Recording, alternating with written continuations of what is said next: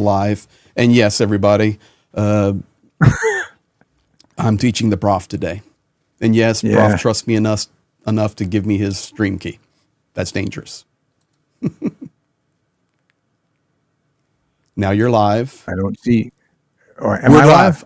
Don't touch anything, prof. Don't touch anything.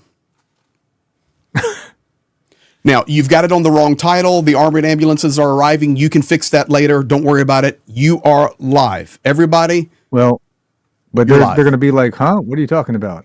Well, you can edit that title, but you're live. Okay. So let's see if I can try to edit that title because that's weird. Yes. Okay. Ladies and gentlemen, breaking news. We have the prof live. Trump. Okay, Richard Zatino, I'll answer your question. Has a full-scale ceasefire been achieved? And if not, what happened then? So, no, it has not. And we're going to give you every detail. So, guys, just be ready. Thank you for being here. And I think... Wow, that was painful. Breaking Trump phone call. We've done it. Okay. Yes. So we're here. I don't know what... Slava Ukraini. All right, ladies and gentlemen, we've got it, and it's time to start talking about it. So welcome to Professor Gertis's channel, and for all of you joining there, as well as joining on mine, thank you. Yes, we see you, Prof. Everybody sees everybody, and we're good to go. Guys, let's get right to it, because now we've got a good crew here, and welcome.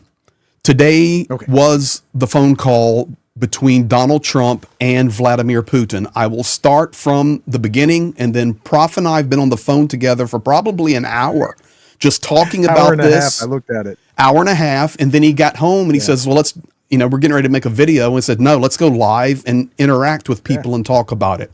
So today, I'll lay the backstory. Today, there was an economic forum meeting in Russia. This was prior to the phone call between Donald Trump that was scheduled and Vladimir Putin. I watched parts of that economic forum. It was Russian business leaders and oligarchs, and Putin was basically talking about in the future, if Western companies want to come back to Russia, it will be, they're welcome, but it will not be the same Russia they're coming back because they left us, et cetera, et cetera. And we have many partners around the world that we can work with, and yada, yada, yada. So this meeting... I want to comment on that. Go for it. It reminded me of the desperate girl who's trying to not look desperate and looks a little bit more desperate. Yeah. You know what I'm saying? It is. In high school, like she's really desperate. She's trying to look like, I don't really need you. Correct. I don't really need you. I don't need you. But that was what was trying to be portrayed, and that led us up to the phone call. And if you are wondering, yes, Donald Trump had to wait on Vladimir Putin. So just so you know, the same way Witkoff had to wait. So I can't help it, but he had to wait. But that's neither here nor there. Their phone call lasted. No. That's important. That actually is important. Okay, go for it. Here nor there. That he had to wait. That was like some kind of weird power play or something. Like, I think that was intentional. That's my read. I agree.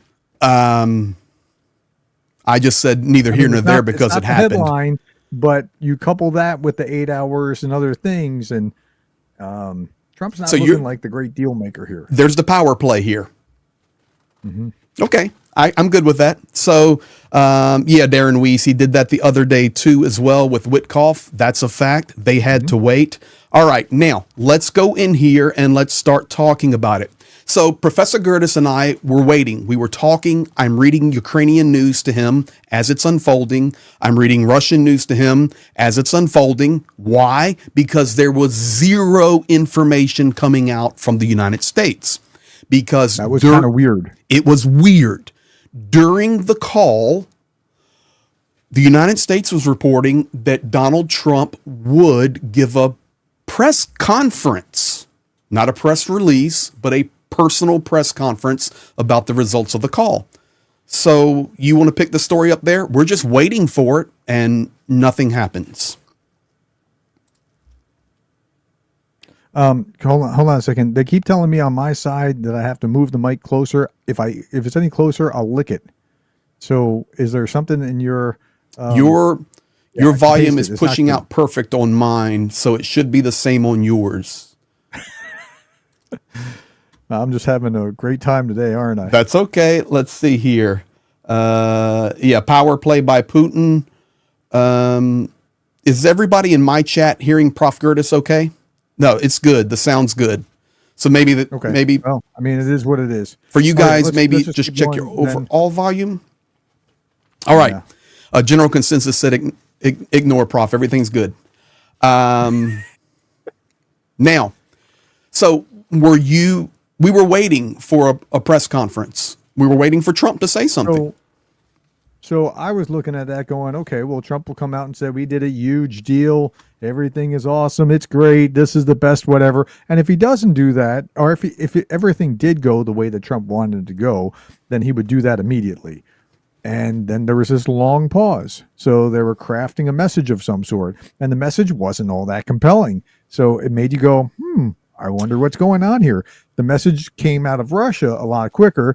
And this is why Greg and I were talking, because I don't read Russian. Greg was like reading the Telegram channels and like explaining everything to me. So what he was seeing in Russian. So you talk. You were the one talking. Well, so honestly, we were pleasantly surprised that, or unpleasantly surprised that there was no information coming out from the White House. I mean, I was looking for it everywhere, and we had Fox on, CNN on, C-SPAN, you name it, everything on, and it was crickets.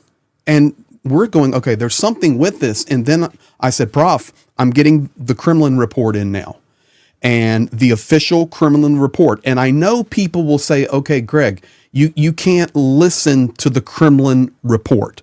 They're going to lie if they're moving their mouths. However, I will tell you this, a couple of things. Everything that the Kremlin reported out of this phone call has not been denied, but it's only been confirmed by the statement that has now come from the White House. We're going to share both So you don't with you. believe it at face value, but you listen to see why they're saying what they're saying, and they're going to have a different spin on some of the things, and that was certainly the case. So there are certain pieces that came out, but it was very, very strange that it like kind of leaked out of Russia well before anything came from the White House. So without further ado, let's jump to it. I'm going to share with you the statement coming out of the United States first. So let's go there, and then we'll come with the Kremlin narrative. So here it is. The readout of President Donald J. Trump's call with President Vladimir Putin. I'll read it and you interrupt me wherever you want, Prof. Today, President Trump and it was today. President Trump and President Putin a little bit of I was just being smart alecky. Spoke about the need for peace and a ceasefire in the Ukraine war. Both leaders agreed this conflict needs to end with a lasting peace. Nothing new there. They also stressed the need for improved bilateral relations between the United States and Russia. Nothing new. That's my great fear, is that's what is motivating all of this, is that the deals that can be made on the other side is all that really matters, or what matters most. Correct. And the next statement talks about that. The blood and treasure that both Ukraine and Russia have been spending in this war would be better spent on the needs of their people. Then we get the reoccurring statement, that's the Trump statement. This conflict should have never started. Once again, I draw your attention to the word conflict, not a war. This conflict. Well, that's interesting. Yes. He's not using the word war. I didn't even catch that. Good call. A+. Thank you, sir. And I'm going to catch something else for you in a minute. This conflict should have never started and should have ended long ago with sincere and good faith peace efforts. The leaders agreed that the movement to peace, the leaders here referring to Putin and Trump, agreed that the movement to peace will begin with an energy and infrastructure ceasefire as well Okay, let's stop as there for a okay. second, because that's because so this is something that was a Zelensky proposal, right? To not, we won't attack your oil, you don't attack our energy infrastructure, as well as the next line, which you're about to say. But this was the original proposal before the U.S. wanted it to go full on ceasefire. But okay, keep going. Okay. So, but this is important to see. Right now, guys, I'm giving you the screen. We have an agreed upon ceasefire. Now, it hasn't been signed by Ukraine. I don't know if Zelensky has to sign something, but we have Trump and Putin agreeing to a ceasefire on infrastructure. And ladies and gentlemen, when Professor and I were watching all this real time together and discussing it, I was telling him after the phone call, I said, Russia just launched Shaheeds. They've launched them from the north. And you said it like this: from the north and the south and the east. Correct. They've launched the ships. I said, Prof, they've talked about this no attack on infrastructure, and they've launched Shaheeds from the north, the south, and the east, and put 4 ships that carry the ballistic missiles on maneuvers in the Black Sea.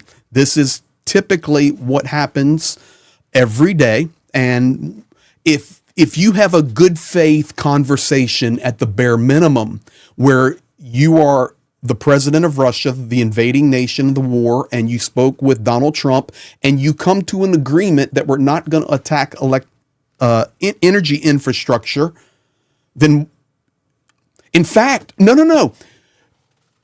Putin ordered his army to stop the attacks. Sorry, I'll get to that on the Kremlin press report.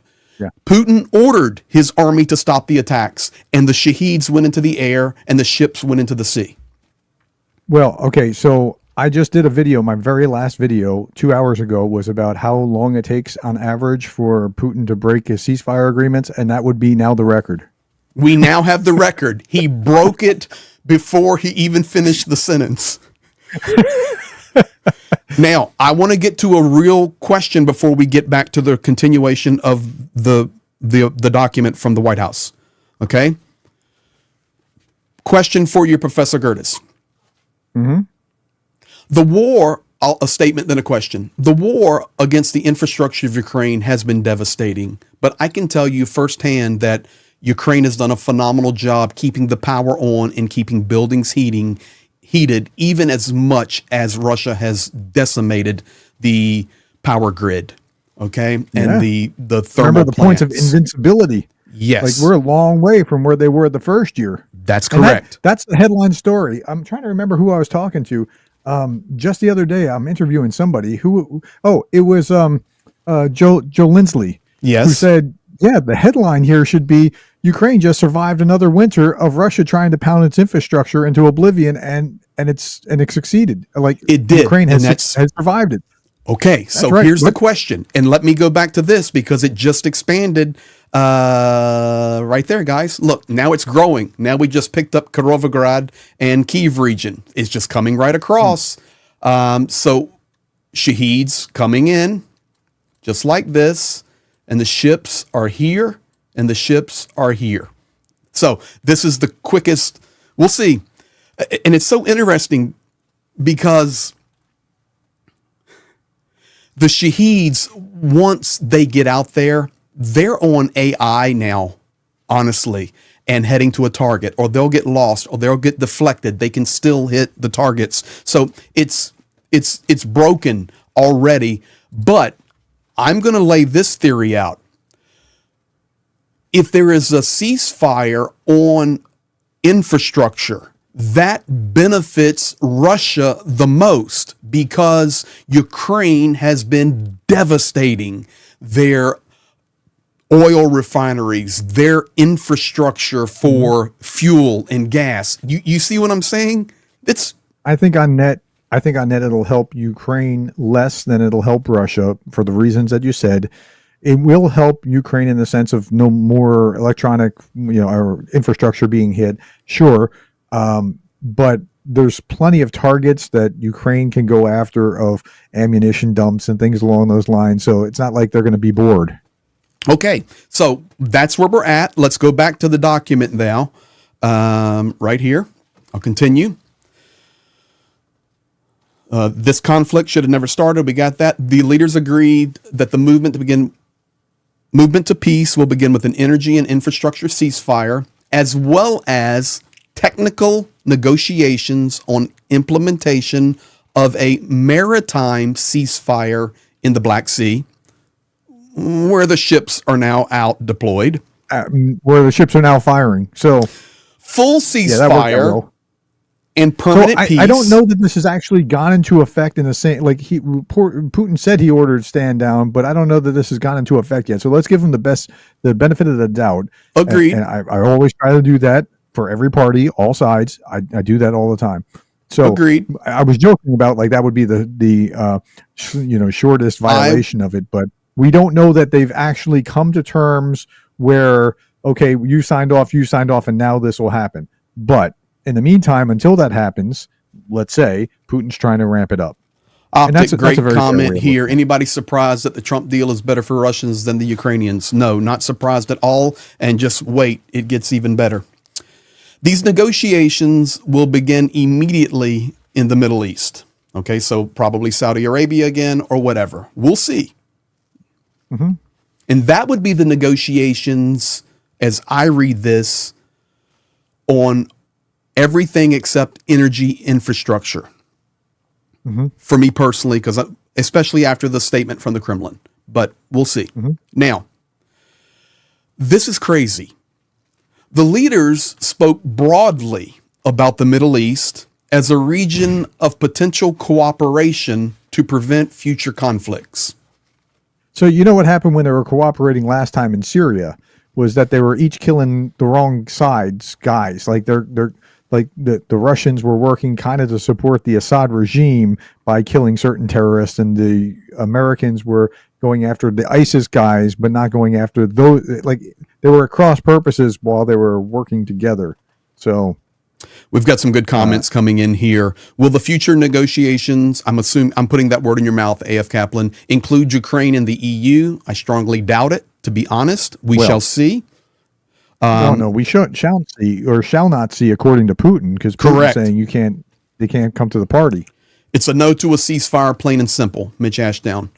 Now, continuing this madness. This is the White House official statement, ladies and gentlemen. This is not the Kremlin. Maybe an office.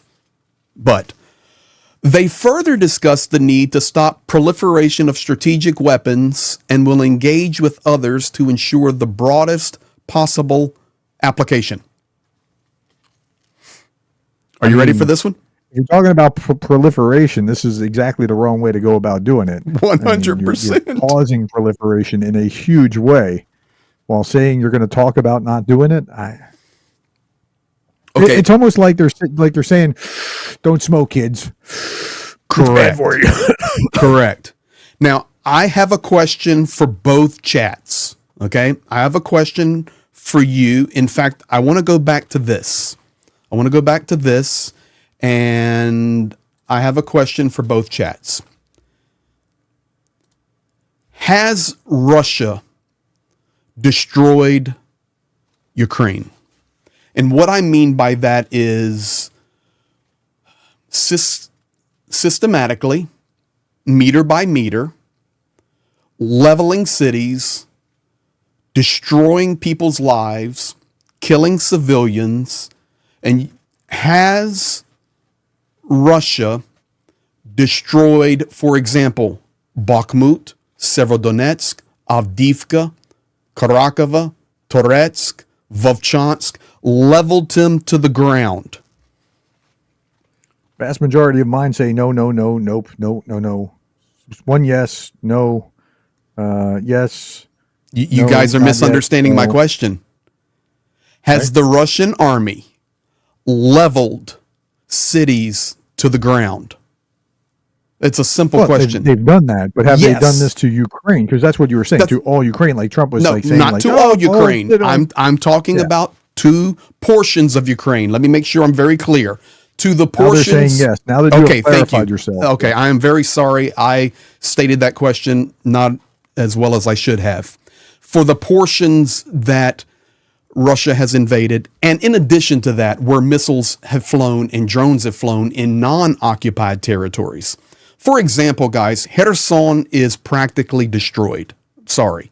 And so we say yes to that. There is a reason that I'm asking you guys that question, and here it is. This is what's aggravating me really big time, Prof. The two leaders shared the view that Iran should never be in a position to destroy Israel. Highlighted right there. I don't think Russia has soft spots for Israel, really. But maybe that was something that they could agree on somehow, something out there that's not related to Ukraine. Because this wasn't like a big win for Trump. Why couldn't the leaders agree that the view should be that Russia should not destroy Ukraine? Well, I mean, yeah. I mean, this theoretically was what they should have been talking about. That's the point I'm trying to make. Complete deflection, moving the conversation to somebody else that is being destroyed. So your comment earlier when we first got the information from the Russian side was it was looking, they framed it as positively as they could, but you called this a nothing burger.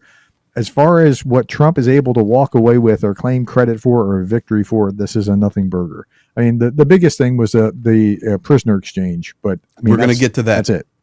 Okay, I draw your attention to the prisoner exchange. Nowhere in the official statement from the White House is it even mentioned. And it's a good news talking point. This is it. This is the official Carolyn somebody's Levitt. saying, please, somebody in my thread saying, please show the whole statement. That's pretty much it. That's pretty much the whole statement. There's not a lot more to it. I'll look and see if there's more from Russia than we did from the White House, frankly. The two leaders agreed that a future with an improved bilateral relationship between the United States and Russia has a huge upside. This includes enormous economic deals and geopolitical stability when peace has been achieved. That's the whole statement. Now, I will see if there's... I think the primary goal from the side of the White House. I mean, they're emphasizing the things that they think are important. Correct. Let me do this because I know everybody is wondering now, what did the Kremlin say? And I'm going to tell you. Someone just said, so basically the entire conversation amounted to nothing substantial for Ukraine. Kind of, yes. There's a little bit. I'm going to give you... But it's neither positive nor something that was terrible. It'll be interesting to hear Zelensky's response. I will be looking for that while we're talking here. Sure. One of the main analysts I follow, his name is Sternenko, and he does everything in Ukrainian, not in English. This is what he said.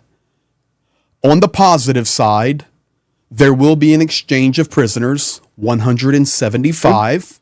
So, of course, the United States did not release that information, but Russia did. Ukraine is. And additionally, 23 severely wounded soldiers will be given back to us. As a gesture of goodwill so that they don't have to attend to them. From the conditionally positive Ukrainian viewpoint, stopping attacks on the energy sector, this is exactly what we had proposed. It's conditionally positive. This is Ukrainian view. From the negative, everything else is completely negative. That's it. Yeah. Now the good news. There will potentially be a hockey match between the United States and Russia in the U.S. very soon for improvement of relations, which is a fact. Yeah. Now, he says, what will happen next?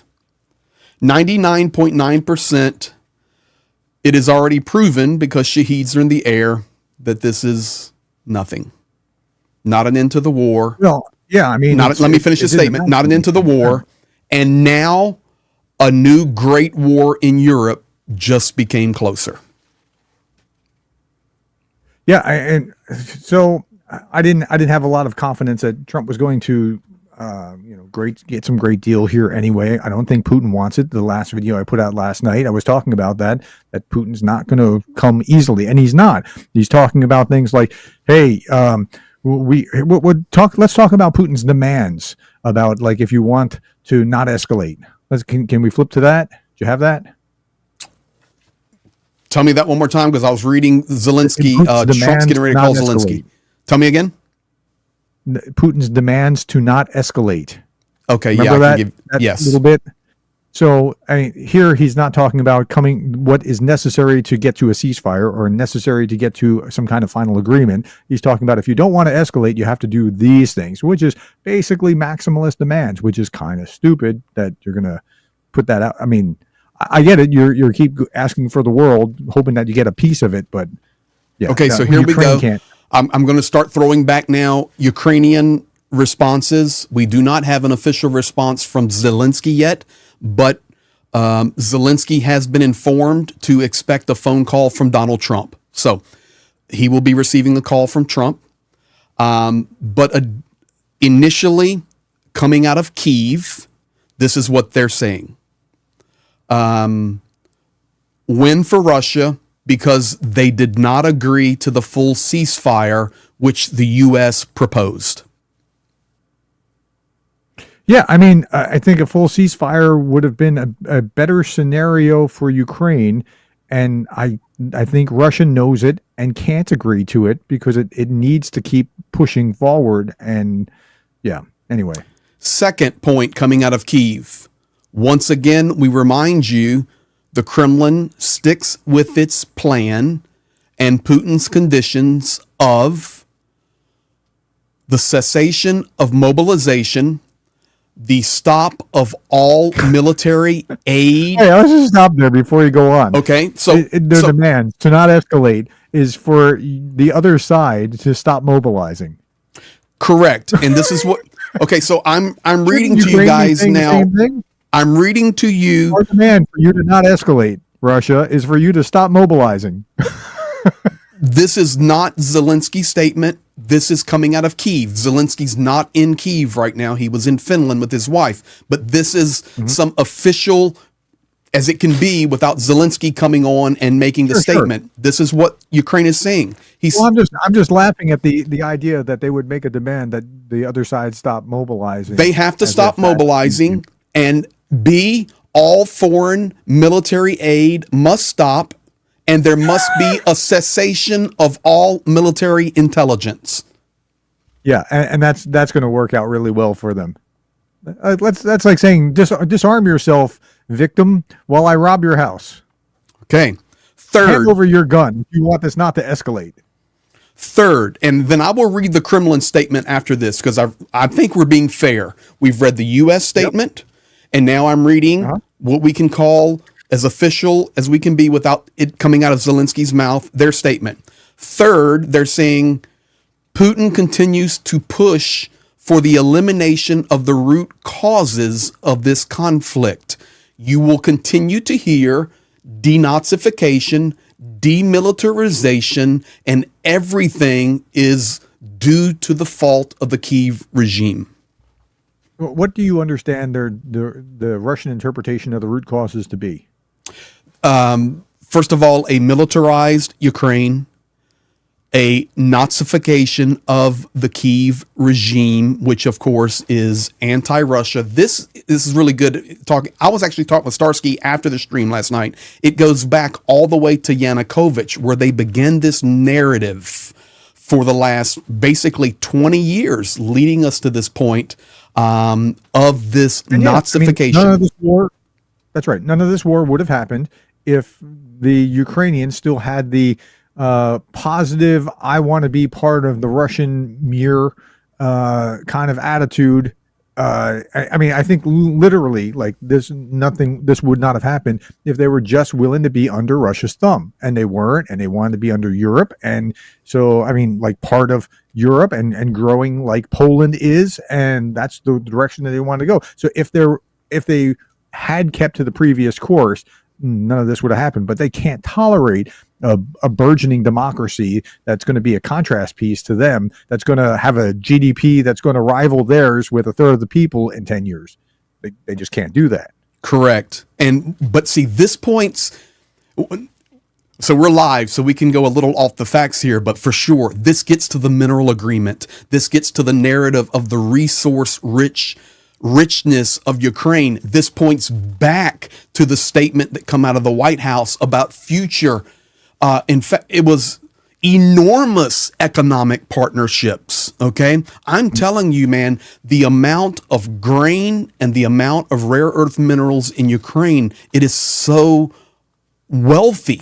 It's been, I'm sorry to use this word, but it's just been raped by by Russia, excuse me. It's been raped by foreign nations. And this has not just been the last 20 years. This has been across history. And it's a golden egg. It does seem to be one of those places on earth that has been a real crossing ground for contests for who's going to control it over time. And for centuries. Yeah. And that warm water port there on the Black Sea, coming off of that northern mass of land there, in Russia, and pushing on back east. Now, fourth, coming out of Kyiv, they state, now, mutual cessation of shelling of energy infrastructure and an exchange of prisoners. This is positive step, but we have not confirmed that we are now ready for a moratorium on striking energy infrastructure, and it doesn't help that immediately after this call, Shaheds were launched at us from the north, the south, and the east. Okay, so you're on to my next question, and my next question was going to be, so when this agreement is signed, that doesn't mean the Shaheds will stop flying. They'll just stop hitting energy infrastructure. They'll still fly and hit civilian buildings, and like that should be front and center. Like, you got to stop killing our civilians as well. and that should be the messaging that goes out to the rest of the world too. They keep engaging in war crimes, attacking civilians in their homes while they sleep, and you can't have a moral equivalence when you make that kind of message. So so the Shaheds will just keep harassing civilians and killing them. Okay, but let me make a point about Shaheds, which I've had them fly over my head many times. You can't, once they're deflected, once they go off course, you can't guarantee that they're not going to hit energy infrastructure. It's so not possible. Civilians near energy infrastructure. It's exactly. I mean, that's like, if you want to get around it. Explosions are now happening in Kyiv right this second. Wow. Let me keep going. I want to give Ukraine every word first, and then what is it, like 9:00 there? It's 9:45. Yeah, 8:45 p.m. They haven't changed time yet. Okay, so Ukraine has now posted the Kremlin response. And I will read that to you.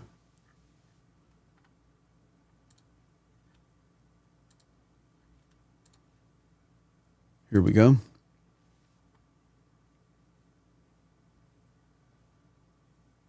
Okay.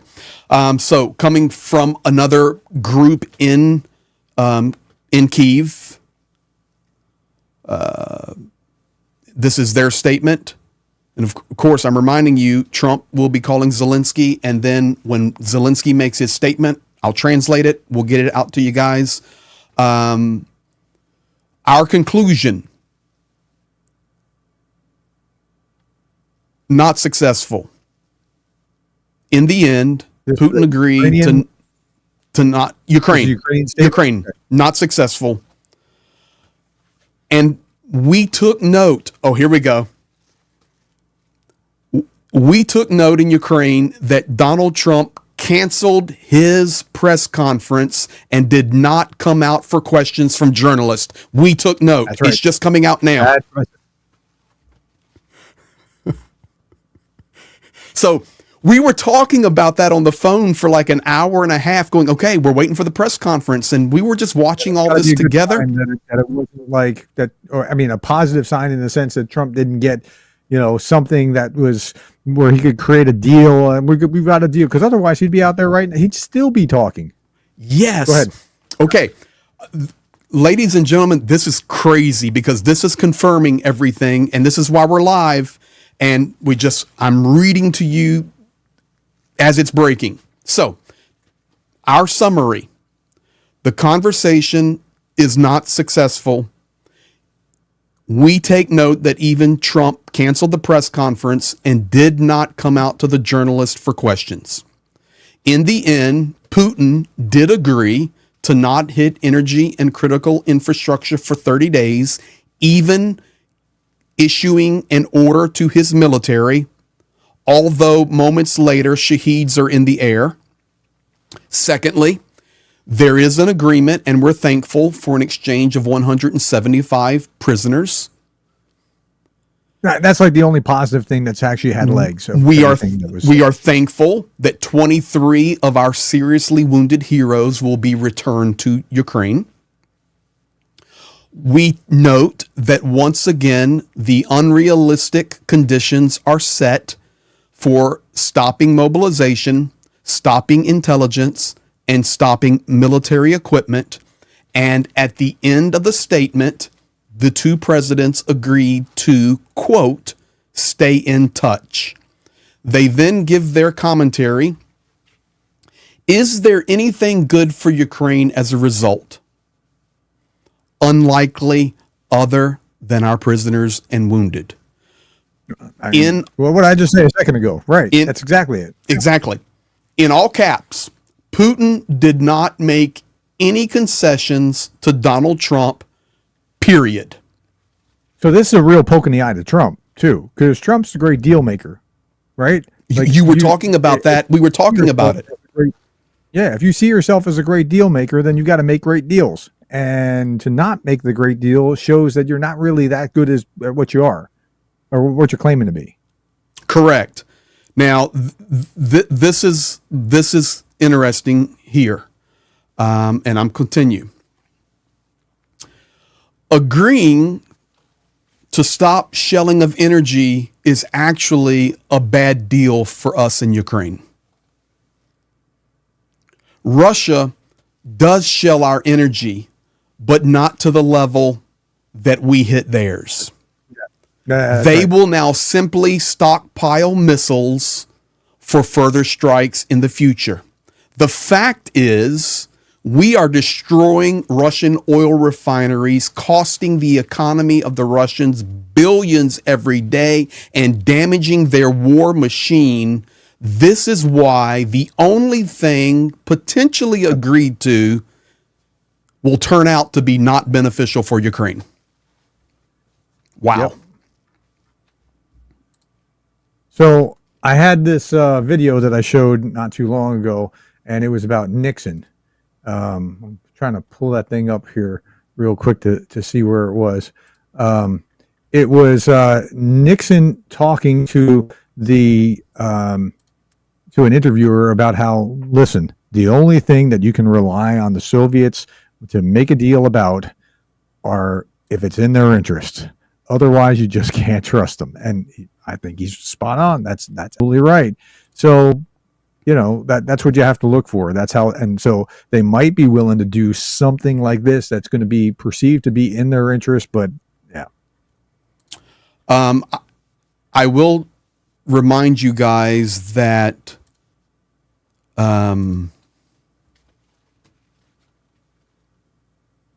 okay, so yes, for the person asking earlier, was this the full statement from the White House? Yes, I've now confirmed that was the full statement from the White House. There is no other statement.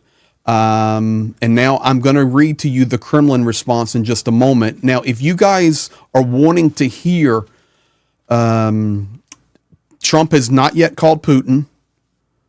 You mean Zelensky? I'm sorry, Trump has not yet called Zelensky. Thank you. Additionally, Trump is scheduled to be on with who tonight? Ingram? On Fox News, he's at with 7 with Ingram. Is that 7 right? p.m. Eastern. Be interesting to hear.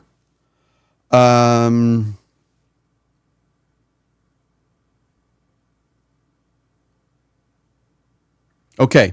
Now I'm going to go now and give Elon you. Musk will be on a couple hours later talking about this for some reason I don't fully comprehend. Correct. Elon Musk. On Fox.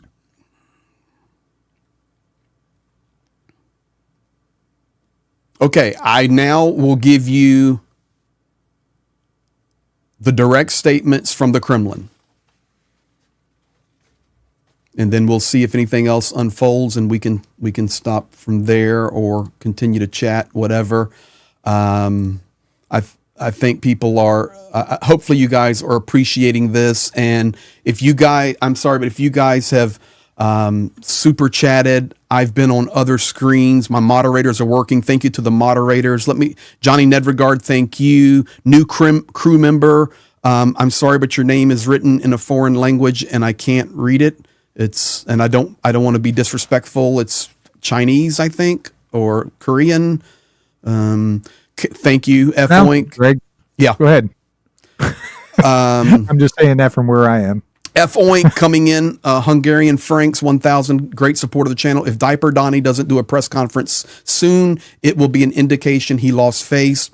Agreed completely. We've been discussing that. 2 quid from Kazi D. Mr. Keplin, welcome to Engineer on the channel. Thank you so much. Dunk on you, still working but listening. Thank you, Dunk.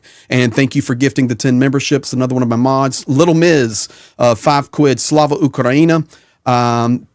Pinda Chi, 10 euro. It was not a conflict. It was a single-sided origin act of aggression. We couldn't agree more completely. Violet, Postcards for Peace, Australian 20, big love from Australia. And, something just hit my brain. You wait a second, Prof. F. Oink, Hungarian Franks 4000, stopping nuclear proliferation requires trust and security guarantees. More nuclear powers, direct result of the absence of trust.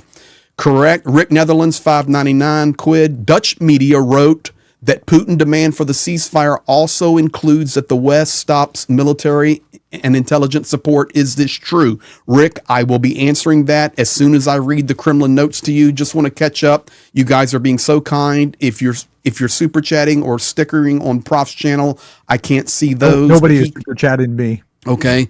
That's not normal. Well, you need to shave or something. Just not good. $10 super chat note to USA people from thieves. We demand you have no guns or weapons, unlock all locks, leave safe openings, no calling 911 or neighbors. We now have peace. Exactly what they're doing. Living the life, 941, $5. Thank you for having Prof. Gertis on. Great collaboration and knowledge from you both. Much better than TDS people like ATP geopolitics. Keep it up.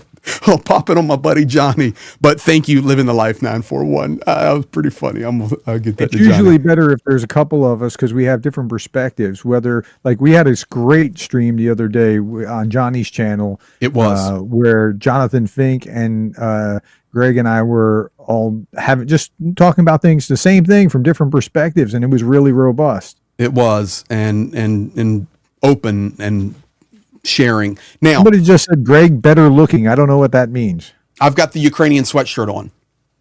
You've got the hat. I don't know. Maybe they're talking about your face or hair or something. I don't know what they're meaning. Maybe they mean you need to be better looking. Maybe I need to improve you are, or you need to be, or what? Okay. Jason Miza coming in with a good comment here. Okay, so I want to bring 2 things to you because I know people want to hear what the Kremlin said. Trump had no mention of Putin using North Koreans in Ukraine. 0. Okay, that's interesting. Okay, now here's the big bomb, the big one. I had the video. I won't play it. I'll save us time. Yesterday on Air Force One, Donald Trump made specific comments about the call today where he specifically stated we will be talking about land.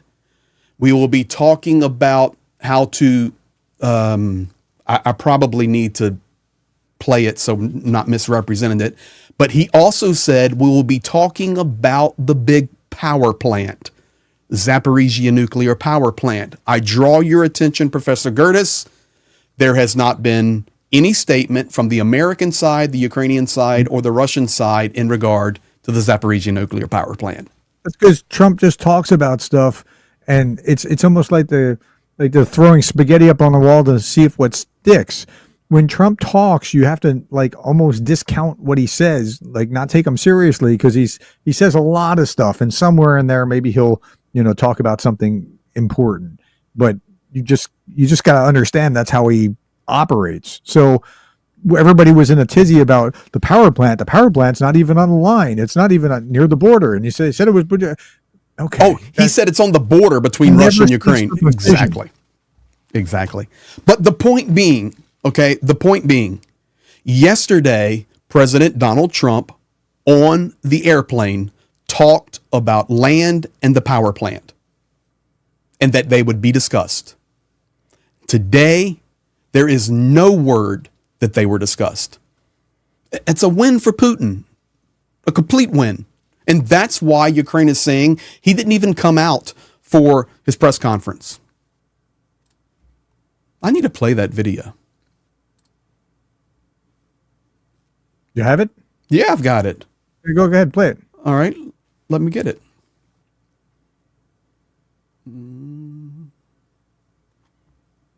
You keep talking and I'll get the video. Yeah. So, I mean, when you're looking at what happened here, it's just, I understand what the Russian talking points are trying to do, but Trump just has really no ground to be able to say anything like what he was, I think, hoping to be able to say. I've got a deal. I've got this thing. We're moving closer. It just wasn't like that at all. And when you triangulate between what the Russians were actually saying right after this and what Trump was not saying after this and what the Ukrainians started saying after this, it became pretty clear that there was really nothing there. And it's good because it wasn't a bad deal. That's what I was worried about. That's what I was most concerned about, was that it was going to be something really bad. The talk this morning, in fact, I think I even titled my morning was recognizing Crimea as Russian. I hope not. I think that was my title for this morning because that's what was being kicked around. So they didn't do that. So I'm grateful about that. But yeah, there's even talk, right? You can take a victory lap about. Man, they're even talking about Odessa now. I'm sorry. There is even talk about Odessa that is just nonstop under attack. Okay, so now I have two videos I'm going to play for you. So first of all, this is Donald Trump yesterday on Air Force One. See if we have something to announce maybe by Tuesday. I'll be speaking to President Putin on Tuesday. And a lot of work's been done over the weekend. We want to see if we can bring that war to an end. Maybe we can, maybe we can't, but I think we have a very good chance. I think we'll, be talking about land. It's a lot of land. It's a lot different than it was before the wars, And we'll be talking about land. We'll be talking about power plants. That's up, it's a big question. But I think we have a lot of it already discussed very much by both sides. You'll ask him. Ukraine and Russia. You'll ask him. We're already talking about that, dividing up certain assets. Dividing up certain assets. That's the way he thinks naturally, but good freaking grief. Like we're not in the right place to be talking about it. Okay, we're like at marriage when we should be talking about a first date. Okay, I'm sorry. I'm just going to call it the way it is.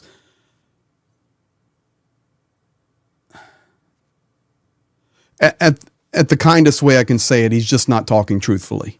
That's it. No, he's not. He's just not talking way truthfully. Past where he's supposed to be talking about. I mean, he point blank said, we're going to talk about land. We're going to talk about power plants. We're going to talk about ending this horrible war. We've already got good agreements from the Ukrainian side. We'll get some good agreements from the Russian side. Then we're going to talk about divvying up assets. Yeah. So we're both not factual, and we're talking way beyond where we should be talking about. It's almost like the student at the beginning of the semester worried about their final grade. Did I pass? You you're 3 weeks into the semester. Why are you talking about that you passed the course yet? No, you've only covered 10% of the grade so far. At this point, you've failed. You have to get the other 80+% to, yeah. Exactly. Let's do this. You may or may not have seen this video, but this needs to be played and get your response to it. Trump can convince Putin to go to the peace table, to engage in ceasefire, and to find a win-win solution for both countries to stop the killing. You'll never know till you try, and there's one person on the planet capable of doing that, and that is President Trump. If Putin is playing Trump, he will regret it. So I hate the messaging. I hate the messaging coming from the U.S. government, and it's a unified voice, and being on message is a big, important thing for politicians, but we have to stop the killing. The messaging should be there's no moral equivalency between what Russia's doing and what Ukraine is doing, and Russia needs to stop. That should be the message, but I've got news for you. Way out. I've got news for you. Trump was totally played. Totally. And Ukraine's calling it. He didn't even come out for a press conference. He was played. And the reason I say that, and I know people out there that are going to be in the MAGA world are going to say, Greg, you are conservative, but you don't understand how brilliant Donald Trump is. He's playing 4D chess with Vladimir Putin. He's playing 10D chess. He's already 10 moves ahead of Vladimir Putin with the best interest for Ukraine. Baloney. Caca to all of that. The man was on Air Force One. Huh? Wow, potty mouth. Baloney and caca. Oh, I go caca sometimes. This is a family-friendly show. It is, and that's why I say caca. But listen, if you're on the airplane at the door, tomorrow we're going to talk about a good call and getting this peace ended, and we're going to have talk about land and big power plants there on the border. And divvying up assets. We're going to get this deal done. Exactly. I'm sorry. Okay, here we go. Kremlin talking points, what we promised. This is the official Kremlin press release. Putin and Trump continued their detailed and frank exchange of views on the situation around Ukraine in a telephone conversation that just ended. Putin told Trump that as a gesture of goodwill. Oh, gosh. Like Snake I'm Island. reading it to you guys. Putin told Trump that as a gesture of goodwill, he would happily do a 175 for 175 prisoner exchange, including 23 severely wounded, and confirm his fundamental commitment to an ultimate peaceful resolution of the conflict in Ukraine. A gesture of goodwill would be, here are 200 POWs just as a gesture of goodwill. The other was a trade. Correct. It's not a gesture of goodwill. We didn't benefit any more than you did and vice versa. Putin and Trump both expressed mutual interest in continuing to normalize the relations due to the special responsibility these two presidents have in ensuring global security. Yep, he's elevating his own status. That's exactly what he wants out of this. This is Angela Stent talking about that in her book about Putin. That's what Putin wants more than anything else, is to be at the big boys table. Not only did President Putin support Trump's idea of a mutual 30-day renunciation of strikes on energy infrastructure by Russia and Ukraine, President Zelensky's idea. President Putin has already given the order for the military to cease and desist attacks on energy infrastructure. It takes a little while for the military to get that order. To the Shahed launchers? It takes a while to get through to where it needs to go. Okay.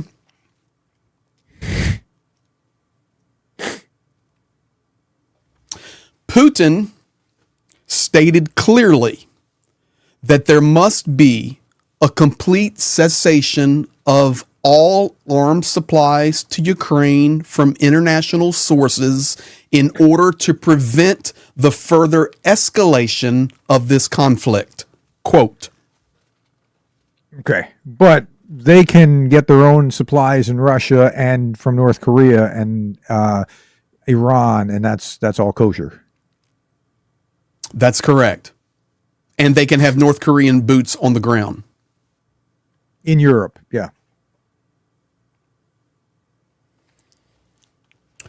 President Putin additionally emphasized that there must be a cessation of not only armed supplies to Ukraine, but additionally there should be a cessation of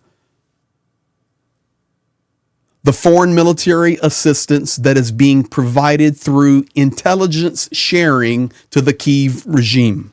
Yeah, wouldn't he love that? That's that. I mean, this is all maximalist demands. Now, you're reading slow. I think you're reading slow because you're translating as you go. Mm-hmm. Is that correct? Okay.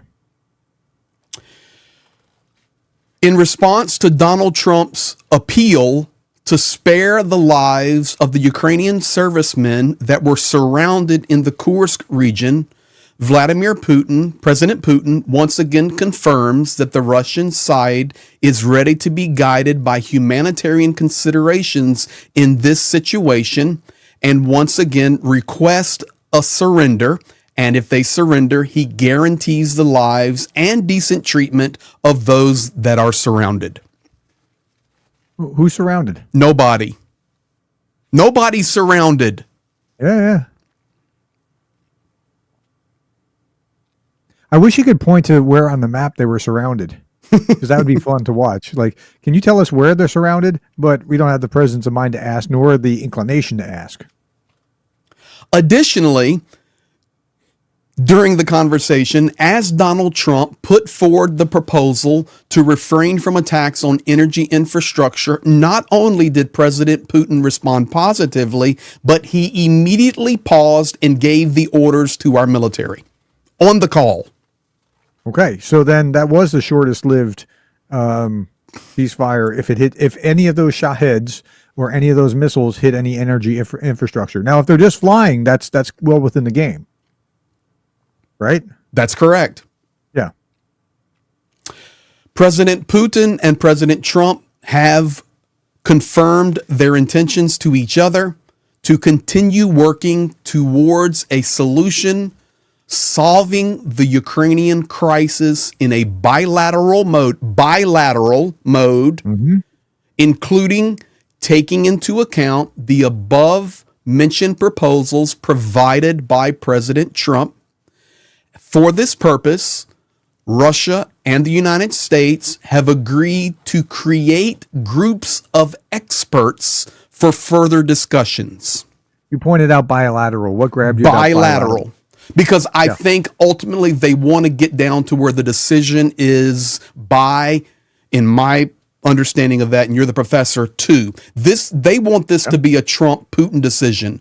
Ukraine, EU, this is what they want to do. That's why I was asking, because they want to push the EU aside as well. Forget that it's on European territory. They don't want any, like they do not want, the last thing that he wants is 30,000 Ukrainian peacekeepers from Britain alone, like, French, Britain, German, whatever else, right on his border. That's worse than where he started.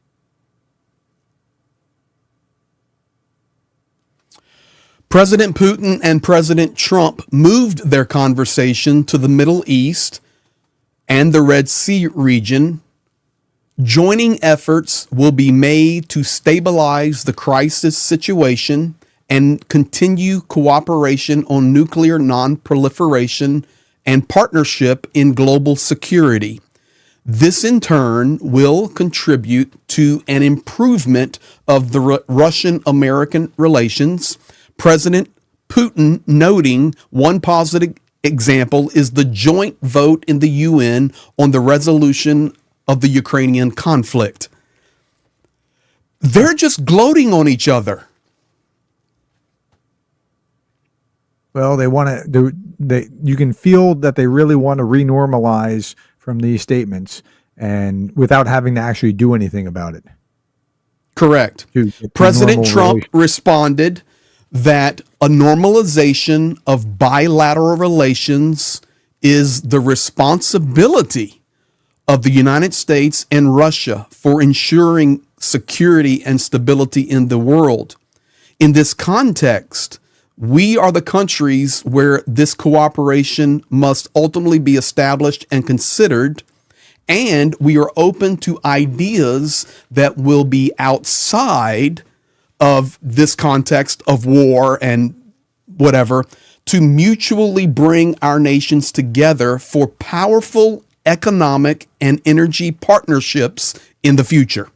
Yeah, for the record, I don't have that in front of me, what he has. And if I did have it in front of me, it's in Russian and I can't read it. So yeah, that's the goal, is to normalize and make economic deals, and get past this messy Ukraine stuff and war and that kind of thing. That's where they really want to go. And that seems to be where the focus is. That's where we're at. And this is the last two things. At the conclusion of the call, President Putin offered to Donald Trump that Russia and the United States organize a friendly hockey match in the United States between Russian and American players playing in the National Hockey League and the KHL as a gesture of the friendship between nations.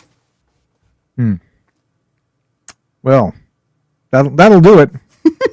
Finally, both presidents agreed to stay in touch on all of the issues that have been raised.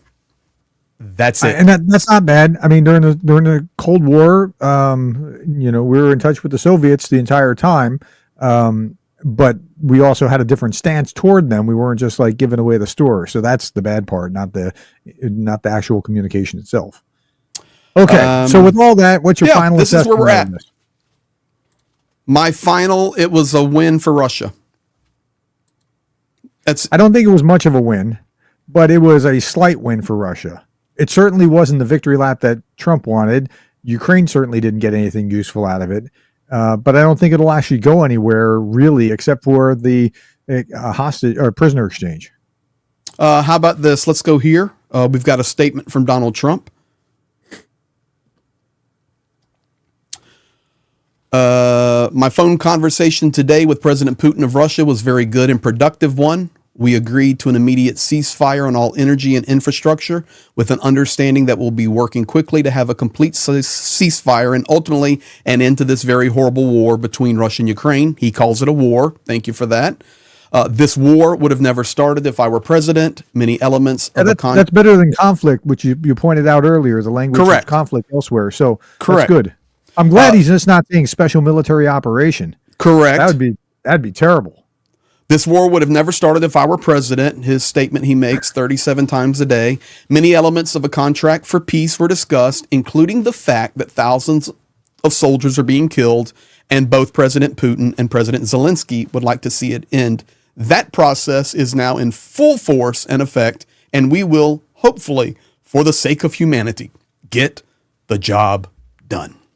So Trump cares about humanity. He went out of his way to explain the other day. He's doing it for humanity.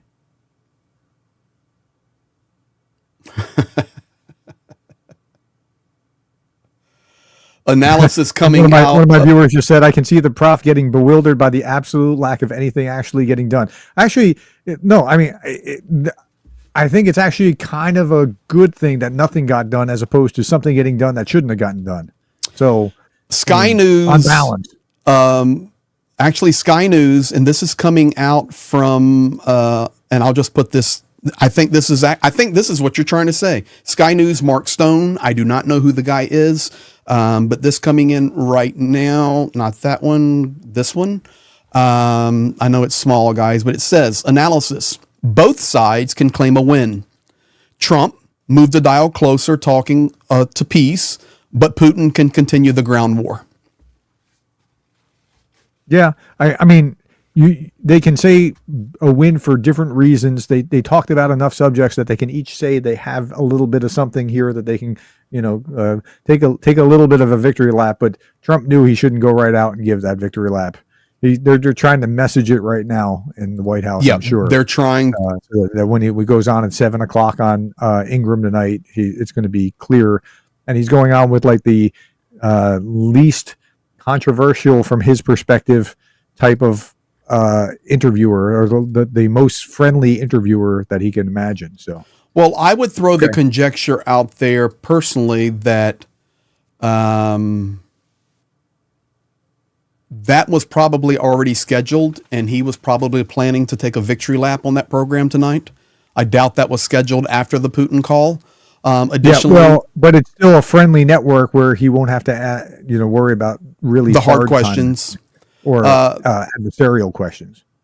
New York Times reporting the outcome of the conversation with Putin did not meet Trump's hopes. And I know we all have our different views on different sources, but I think we're getting there where we have a complete understanding. I'm very thankful that we were able to go live. It's actually very, very, very big live for both of us and joint together. There's a lot of people in here wanting to know what was happening. And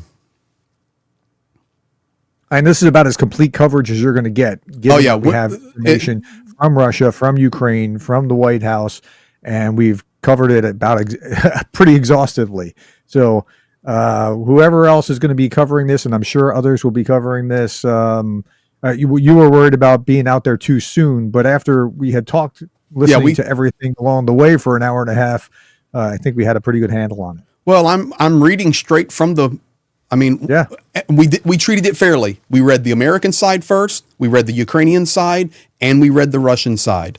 We've covered it. What is important to listen to next? Because it's done, guys. You're not going to get any more information. Okay, Shaheds are flying.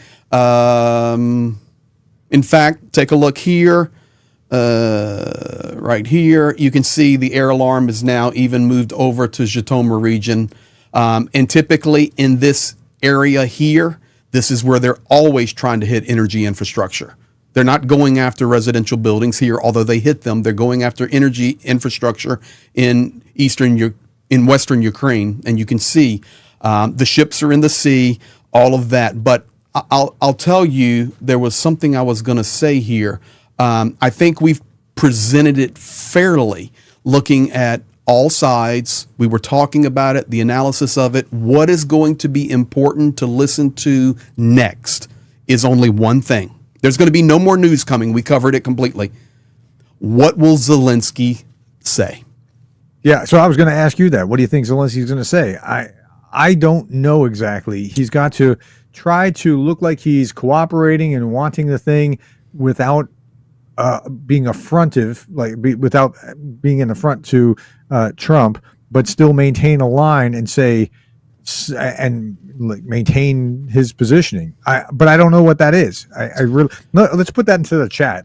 What do you all think? Yeah, what do you think Zelensky's going to say? You read those off as well. I'll read them. You read them, and while we're doing that, I'll get a few more super chats here.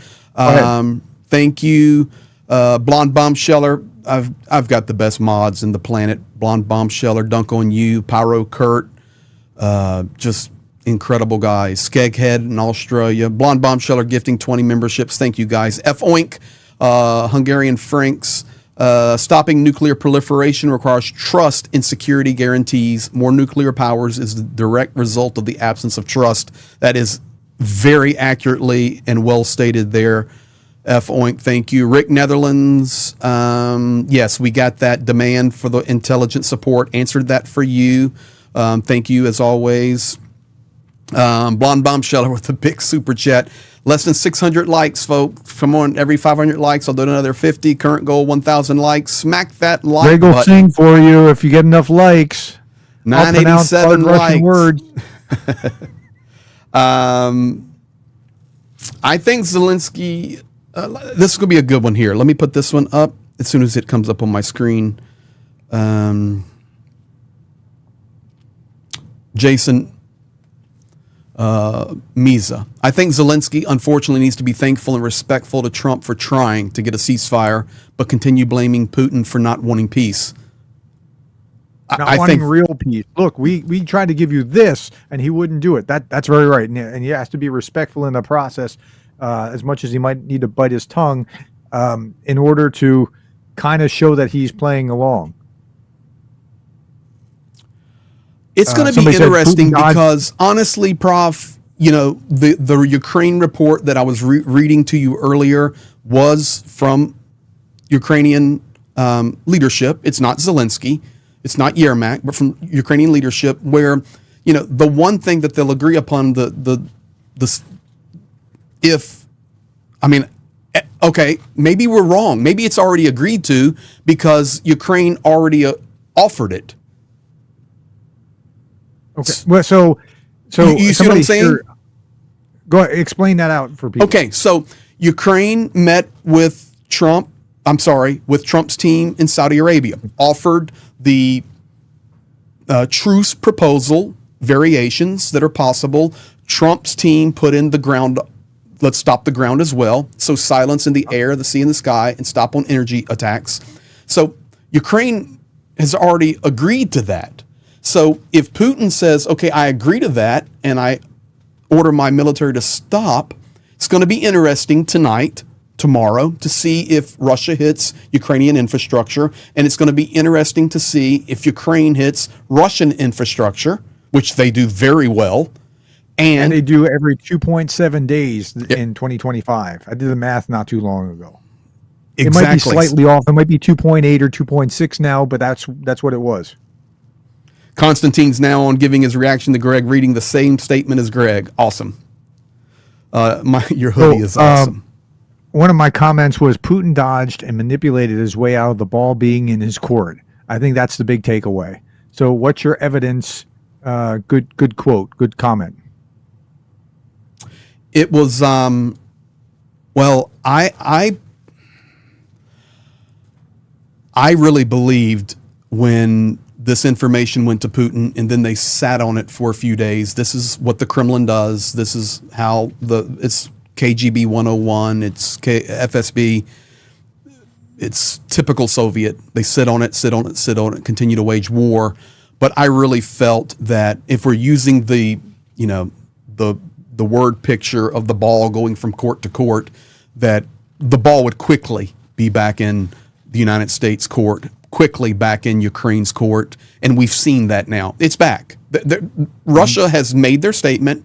The war will continue, and we shall see what unfolds from that. But I stand by you and I being pleasantly surprised, and then beginning to hopefully understand why there was no immediate reaction from Trump coming out in front of the cameras, and gloating, we're getting a deal done, we've got this agreed to. It just didn't happen. And a statement was fashioned that's really a nothing burger. And that was just weird. As you should have been on the call with us, folks, as we're like, so when's the thing coming out? What's taking them so long? I'm looking on CNN, I'm looking on C-SPAN, I'm looking on this. Like, there's nothing. And it turns out there's not going to be anything because, well, just not good. $10 super chat. I got that one with the weapons, living the life. Got that. F-Oink. Hungarian Frank 2000. Dividing certain assets. Exactly. Did I make a von Ribbentrop-Molotov reference lately? Exactly. Rick Netherlands. Both statements talk about conflict. Conflict. Is that a coincidence? Both did. We did note that in Trump's tweet. Truth Social, yeah. Truth Social, he did use the word war, so we're thankful for that.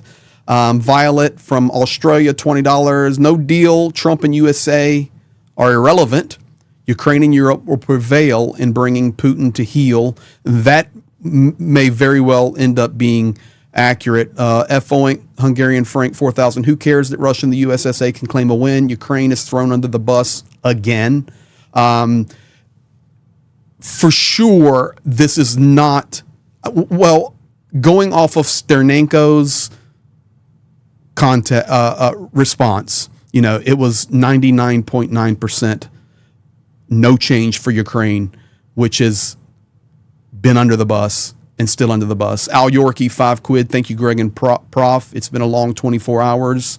And Blonde Bombsheller, you did it, girl. We got to the 1,000 likes now at 1,111 likes. BB, stop it. Thank you so much for your support with that super chat and helping the channel grow. You're ahead of me. I only have 938 likes. Well, I have the sweatshirt. People are liking the sweatshirt. Got the hat. You do have the hat. Oh. But I need to send you a sweatshirt. I'm just saying. All right. Well, at any rate, we got to wrap up. This is where we're at. Let me, your I'll do final one final check thought? here. I'll do one final check. Russia, Ukraine,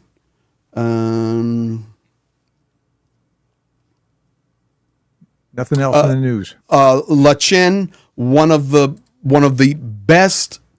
So there's like 3 or 4 Ukrainian analysts I follow that do everything in Ukrainian, nothing in English. So it's not like you can go watch them. I read after them. I follow them. Lachen just coming out and saying, once again, it's exactly what we expected. An agreement to nothing,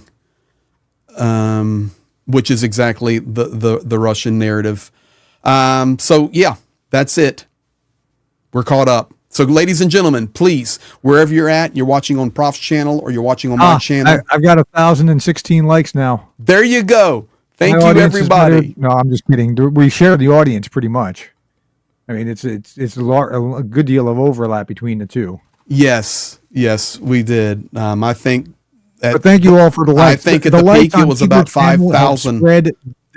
The likes on watching. either channel help spread this message. So thank you to in either room if you're hitting the like button. We Thank appreciate you. that. I can tell you right now, 2 minutes ago, Slavyansk, which is out in the east, Kramatorsk, Slavyansk, completely without power. It was just shelled massively on energy infrastructure. 2 minutes ago, Slavyansk. There's your answer. I have a comment here that someone was saying, his name is Ryan, saying that he was a super chat. It was saying, seeing the ceasefire between Israel and Palestine having been so broken so quickly, I guess any confidence in Trump negotiating a viable ceasefire with Ukraine and Russia is out the window. I don't know that that's necessarily the case, but I don't have a great deal of confidence. I don't know that one is the cause of the other, but the world just seems to want to blow each other up. So, all right. Well, this is where we're going to close. Everybody on my channel and Prof's channel, be looking. I'm sure we'll both be putting out information when Zelensky speaks, because he will. And if there are other official comments, that is what you need to wait for next, because I can, with 100% guarantee confirmed to you, that the ceasefire order that Putin delivered to the Russian military during the conversation with Donald J. Trump is officially broken 100%. It's not about Shaheeds in the air and ships in the sea. well, no, wait a minute. Slavyansk energy sector was just hit right Oh, now well, there you go. 3 minutes ago, and the city is completely without electricity. Slavyansk That is was like 1 o'clock. So maybe 1:30. I got home at 1:30. So it was 1 o'clock yes. or so. So that now 3.5 hours. And that's a record. Listen, Ukrainian media going crazy with now. Crazy. We told you, liars. Slavyansk is in the dark. Energy infrastructure smashed in Slavyansk. And the reason, listen to me real clearly, guys. Oh, this is actually a good thing. This is actually a agreed. good Go. thing. I'll tell you why. Because now Zelensky says, Mr. President, you know what I want. I told your team what I want. And what I want is for this to stop and these things to happen. He just told you in front of the whole world that he was going to do this and he was ordering his people to do this. And then it took him only 3 hours Correct. to try to make you look bad. Now, you want to say to try to make you look bad a little more elegantly, but he took 3 hours and he's now going back on his word. Okay, So- I'm going to tell you right now, it's very interesting. In fact, let's do this, because I think people will appreciate it, and we'll close out on this, because now we've told the whole story. This is good, but I want people to see this so you understand. Maybe you're watching and I'm just throwing out these city names and you're going, dude, I don't know where that's at. I don't understand. Okay. And I want to validate something for you. And I'm going to tell you why this is important. Why? Let's go to here. Okay. So this is Kramatorsk. This is Konstantinivka. For those of you that know, this is Bakhmut, very famous battle. And now Chasiv Yar is here. So Slavyansk is a city of 100,000 people. It's big. It is located right here. Okay? And the energy infrastructure, it's not, I'm in Slavyansk all the time, is dotted around the city like this. Okay? So this, and it's just being reported now, it was not struck with Shaheeds, but it was struck with MLRS systems. It was directly targeted by the Russian military. They're really close here, guys. It's nothing. Slavyansk is smashed nonstop. So this, just by proximity, it's not like a Shahed fell out of the air and hit something in Cherkasy, 500 kilometers from the front line. From Slavyansk, you could be in the Russian lap driving fast in 10 minutes. So it's close, just kilometers away, and absolute, not only validation that the city's out, but I wanted you to understand how close it is. Wow. Rick 3 Netherlands hours. reporting 249 euro. Germany got the 500 billion through Parliament today. Yep.